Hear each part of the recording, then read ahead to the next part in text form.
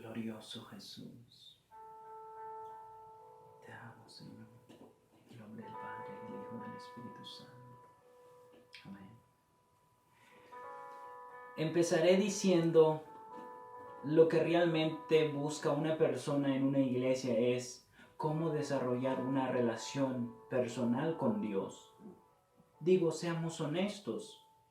Lo que buscamos es cómo lidiar con los problemas de la vida, cómo seguir adelante, cómo conducir la familia hacia Dios. Pero antes de continuar quisiera presentarme, porque sé que alguien por ahí se está preguntando, ¿y quién es ese tipo? Bueno, mi nombre es Ángel y aunque muchos dicen que no soy tan ángel como aparento ser, y no soy famoso ni nada, soy simplemente un miembro de una iglesia cristiana. Saben que yo estaba escogiendo el tema que hablaría hoy porque tengo muchos temas de los cuales me fascina hablar. Pero estos últimos días he visto que muchas iglesias hablan tanto sobre el Espíritu Santo y entonces dije, hablaré del Espíritu Santo ya que es un tema mayor en la congregación y debería ser un tema mayor en las congregaciones. Y entonces dije, hablaré del Espíritu Santo para ganarme un poco de fama, ¿no? Para ganarme el aplauso de la gente. De hecho, estaba viendo una imagen de una gallinita en Facebook que dice, comparten esta gallina, no es famoso ni nada, pero pobrecita, ¿no? Y a veces me siento igual que la gallina. Pero voy a seguir. La pregunta es, ¿para qué quiero al Espíritu Santo en mi vida? Es una pregunta que muchos cristianos se han hecho. ¿Para qué quiero al Espíritu Santo en mi vida? Y esa pregunta no ha sido respondida.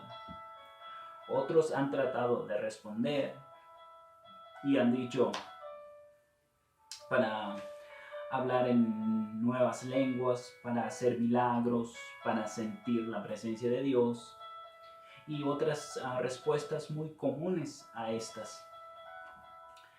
Y tal vez todas estas respuestas comunes tienen algo que ver con el papel que el Espíritu Santo juega en nuestras vidas, pero eso no encierra todo. De hecho, hay más labores importantes del Espíritu Santo en nuestras vidas, en la vida de un seguidor de Jesús. Y tal vez eres nuevo en este tema. Y vas a ver que esto va a ser interesante para ti como para los que ya están más familiarizados con el tema del Espíritu Santo. Lo primero que veremos hoy es que Jesucristo, le dice a sus discípulos, yo me iré, pero les enviaré otro consolador. Si Jesús dice otro consolador, entonces eso significa que el Espíritu Santo nos consuela en medio de dificultades, tal como lo hizo Él cuando estuvo aquí en la tierra con sus discípulos. La palabra otro significa alguien exactamente del mismo tipo. Entonces los discípulos, cuando ellos caminaban con Jesucristo, ellos no tenían miedo porque Jesús estaba con ellos. Ellos no tenían miedo de ir donde sea, anunciar el reino de Dios a quien sea y donde sea. Y si la barca se hundía, estaba a punto de hundirse, solo era cuestión de levantar a Jesucristo porque Jesús mismo estaba allí con ellos, caminando, estaba en la barca de ellos. Y es por eso que ellos no tenían miedo de ir a donde sea, porque el Maestro está allí cerca. Y Jesús mismo le dice a sus discípulos, no se preocupen mis muchachos, yo les enviaré otro consolador que morará con ustedes para siempre. Mi pregunta es, ¿prefieres tú tener a Jesucristo caminando contigo o tener a Jesús viviendo contigo en espíritu? Una vez más repetiré la pregunta. ¿Prefieres tener a Jesús caminando contigo o prefieres tener a Jesucristo viviendo en ti en espíritu? La pregunta básica es ¿cómo puedo recibir el Espíritu Santo? En ocasiones he oído unos pentecostales diciendo que si no hablas en lenguas no tienes el Espíritu Santo, o si no danzas en la iglesia y te caes al suelo tampoco tienes el Espíritu Santo. Bíblicamente eso es una mentira.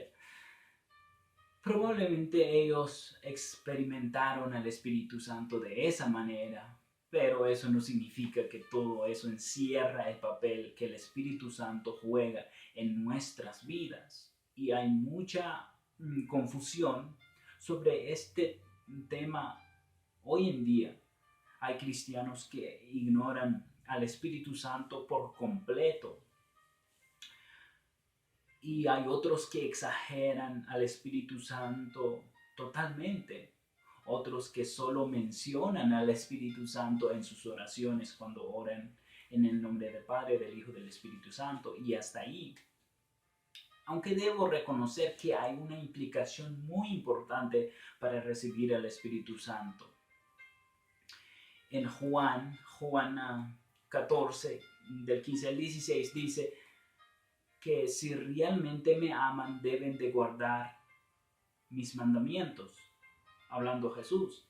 Y enseguida dice, y yo rogaré al Padre y os dará otro consolador para que esté con vosotros para siempre.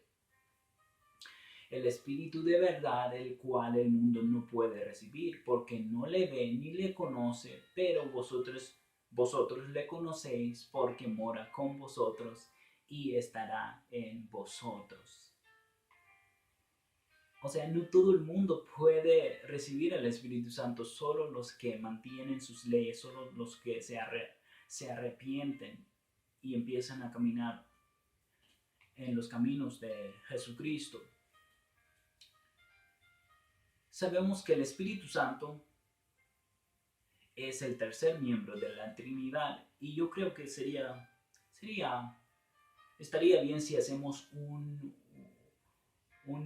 resumen bien rápido sobre la biografía del Espíritu Santo. De hecho, el Padre fue quien decidió crear el universo y los planetas. O sea, todo lo que existe hoy, el Padre tomó la decisión de crear los planetas, los animales, todo lo que existe. Y hasta nosotros los humanos. Y el Padre que creó todo esto para su Hijo Jesucristo. Y Jesús es el arquitecto, por decirlo así, el dueño del universo y los planetas, según Hebreos 3. Y creo que todo esto, y creó todo esto por el poder de su palabra. Entonces, ¿cuál es el poder de su palabra? Es el Espíritu Santo. Entonces el Espíritu Santo obedeció la orden que le fue dada y separó las aguas y la tierra, según Génesis 1:2. No vayan a pensar que esto es vino o algo por el estilo. No, este es simplemente jugo de manzana. Lo que estoy tratando de decir aquí con lo que acabo de decir es que el Espíritu Santo siempre ha existido desde el principio. En el Viejo Testamento es llamado como el Espíritu de Dios, el Espíritu del Señor. Y en el Nuevo Testamento es reconocido como el Espíritu de santidad, el Espíritu Santo, el Espíritu de Cristo, el Espíritu de verdad. y el espíritu de vida. En Juan 3, en Juan capítulo 3, Jesús usa la analogía para describir el efecto que el Espíritu Santo cuando habla con Nicodemo y dice que el viento sopla por donde quiera y oyes su sonido, pero no lo ves. Y así son todos aquellos que han nacido del Espíritu Santo. La pregunta de Nicodemo fue la misma pregunta que acabamos de preguntar: ¿cómo puedo recibir el Espíritu Santo? ¿O cómo funciona eso? ¿Cómo podemos nacer de nuevo? ¿Cómo podemos nacer del Espíritu Santo? Nacemos en el Espíritu Santo cuando aceptamos a Jesús en nuestro corazón y confesar con la boca que Él es el Cristo. De hecho, el Espíritu Santo es Él quien nos hace convictos de nuestros pecados y nos hace ver esta gran verdad de que Jesucristo murió por nosotros, por nuestros pecados, y nos sumergimos con el bautismo en agua en el nombre del Padre, del Hijo, del Espíritu Santo.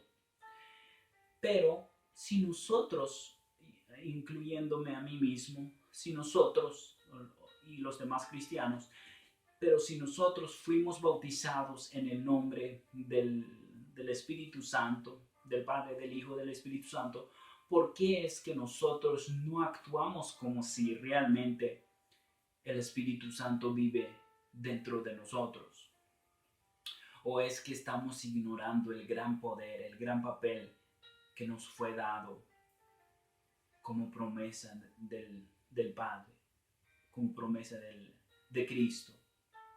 Yo creo que es esencial el Espíritu Santo en nuestras vidas. Pero a veces las doctrinas nos llenan de informaciones incorrectas sobre el Espíritu Santo. Y lo que hace una información incorrecta es que nos limita a ver al Espíritu Santo como nuestro gran consolador.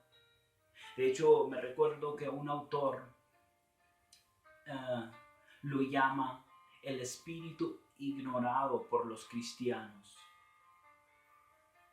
El Espíritu Santo, de hecho, Él es el Espíritu de Dios. El Espíritu del Dios vivo es Dios en espíritu y tiene sentimientos igual que nosotros. A veces lo ofendemos y lo entristecemos porque ignoramos su gran poder, su gran papel que juega en nuestras vidas. Pero vamos a ver un evento muy interesante que sucedió en Jerusalén cuando los discípulos recibieron la promesa de Cristo, el Espíritu Santo. El día del Pentecostés simplemente es un evento que se celebraba cada año en Jerusalén, donde mucha gente de distintos países se reunían para presentar sacrificios especiales en el templo de Jerusalén. Entonces, los discípulos recibieron al Espíritu Santo en el día del Pentecostés en Jerusalén, porque Jesús ya había regresado con el Padre y el Espíritu Santo no podía descender mientras Jesús seguía aquí en la tierra con sus discípulos. Es por eso que Jesús dice: a ustedes les conviene que yo me vaya para que el Consolador venga. Pero también quiero poner esto en claro, lo que dice Mateo 3:11, lo que dice Juan el Bautista en Mateo 3:11. Yo los bautizo con agua, pero el que viene detrás de mí, Él los bautizará con espíritu y fuego. ¿Qué significa eso? Que para poder recibir el Espíritu Santo tienes que sentir un fuego dentro de ti, empezar a moverte como el tipo en una silla de ruedas o en una silla eléctrica. porque así han interpretado algunos pentecostales eh, el papel del Espíritu Santo. Y no significa eso. Y para poder encontrar lo que realmente el verdadero significado uh, de lo que dijo Juan en Mateo 3:11, simplemente vamos y miramos cuando los apóstoles recibieron al Espíritu Santo en Hechos 2:3, el cual dice, y se les aparecieron lenguas repartidas como de fuego, asentándose sobre cada uno de ellos, y fueron todos llenos del Espíritu Santo y comenzaron a hablar en otras lenguas según el Espíritu les daba que hablasen. Si ven, no descendió fuego, no cayó fuego del cielo. Dice, se les aparecieron lenguas repartidas como de fuego. No dice que empezaron a moverse como gallinitas que quieren poner huevos porque están inquietos. No dice eso. Dice que se les aparecieron lenguas como de fuego para que los extranjeros vieran la evidencia de la manifestación del Espíritu Santo en los apóstoles. Es por eso que muchos se quedaron atónitos diciendo, estos son unos galileos y oímos hablar en nuestras lenguas. Algo raro está pasando aquí. Y entonces esa es la evidencia de que el Espíritu Santo había descendido sobre los apóstoles por primera vez. Entonces, ¿cuántas personas ustedes conocen de que hablan en lenguas y no tienen poder sobrenatural para sanar a alguien o para levantar a alguien de una silla de rueda o para hacer manifestaciones de sanidad como hacían los apóstoles? Entonces, ¿qué evidencia de que el Espíritu Santo está en mí? Esa es la otra pregunta que siempre quise responder y siempre tuve y nadie me respondió esa pregunta. ¿Qué evidencia de que el Espíritu Santo está en mí? Antes de responder eso debemos de ver la obra del Espíritu Santo. En San Juan 16:8 dice Jesús habla en San Juan 16:8 y él da 3 específicas responsabilidades del Espíritu Santo. Primero es convencer al mundo de pecado, de justicia y de juicio. De pecado, de justicia y de juicio, ¿ok? 3 responsabilidades específicas. Esto significa que el Espíritu Santo es el que nos lleva a una convicción de arrepentimiento con Cristo.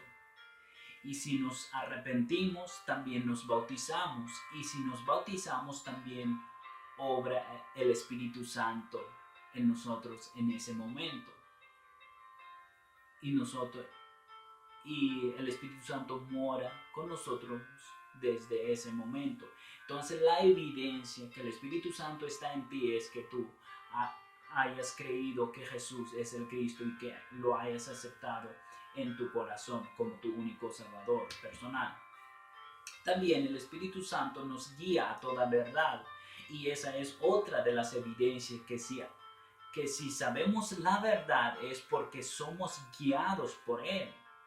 Más adelante en Juan 16:12 sigue diciendo Jesucristo diciendo, tengo muchas cosas que decirles a ustedes, pero ahora no pueden sobrellevar, de otra manera no me van a entender. Pero cuando venga el Espíritu de verdad, Él los guiará a toda verdad. La otra evidencia del Espíritu Santo es que sabes la verdad. 2 categorías de las manifestaciones del Espíritu Santo. La primera manifestación es en nosotros como cuando aceptamos a Jesucristo como nuestro Salvador. el momento que nos bautizamos en algo. La otra manifestación es en forma secuencial. Ahora me voy a detener un momento aquí porque es un poco difícil de entender esto. Miramos a Sansón, a David, a Sansón lleno del Espíritu Santo cuando él mató a los filisteos con una quijada de un asno. Vemos también a David lleno del Espíritu Santo cuando él mató a Goliat.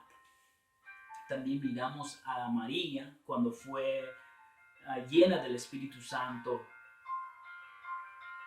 y concibió a Jesucristo, se quedó embarazada de Jesús. Entonces, todos estos tres personajes, ellos estaban llenos del Espíritu Santo, pero no hablaban en nuevas lenguas. Y entonces en el Viejo Testamento el Espíritu Santo descendía sobre estos hombres de Dios, pero no se quedaba, no moraba con ellos, se retiraba otra vez. Y es por eso en una ocasión David dijo, cuando él pecó, él dijo: Señor, no quites tu espíritu de mí. Entonces lo que quiero decir es que el Espíritu Santo manifestaba su poder en los grandes hombres de Dios en el Viejo Testamento, pero no moraba con ellos. Pero también miramos otra manifestación secuencial del Espíritu Santo. Cuando el Espíritu Santo cayó sobre los discípulos, hubo evidencia. La señal era que ellos empezaron a hablar nuevas lenguas. La otra evidencia es que ellos hacían milagros por los dones del Espíritu Santo. También en Pablo hay mucha evidencia de que el Espíritu Santo se manifestaba en él. La evidencia es que él hizo milagros, recibió revelación del Espíritu Santo y a través de esas revelaciones él empezó a escribirles cartas a las distintas iglesias.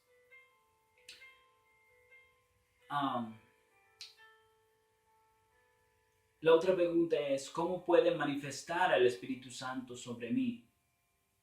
Es una pregunta que siempre también me hice. ¿Cómo puede manifestarse los dones del Espíritu Santo sobre mí? Entonces vemos que los apóstoles recibieron el Espíritu Santo a través de la fe. Entonces la respuesta de nuestra pregunta, de esa pregunta, ¿cómo puede manifestarse el Espíritu Santo sobre mí? O los dones del Espíritu Santo sobre mí, es a través de la fe. Los discípulos ni siquiera estudiaron al Espíritu Santo, simplemente creyeron lo que Jesús les prometió y sucedió exactamente así como Él prometió. Ellos ni siquiera se preguntaron cómo puede manifestarse el Espíritu Santo sobre mí. Ellos simplemente creyeron lo que Jesús mismo dijo: yo me iré, pero enviaré otro consolador que morará con ustedes para siempre. Entonces voy a concluir con esto. ¿Cuál es el propósito de esta enseñanza o de esta plática? No es solo para que tengas conocimiento sobre el Espíritu Santo, sino para que lo recibes a Él en tu corazón, para que empieces a reconocer su gran papel, su gran poder que está en ti. Tal vez no lo entiendas hoy, pero es necesario de que lo empieces a ver como un entrenador tuyo que te empuja cada día para hacer la voluntad de Dios, para vivir la vida cristiana, porque Jesús en espíritu es mejor que Jesús en persona. Dios te bendiga mucho. Hasta la próxima.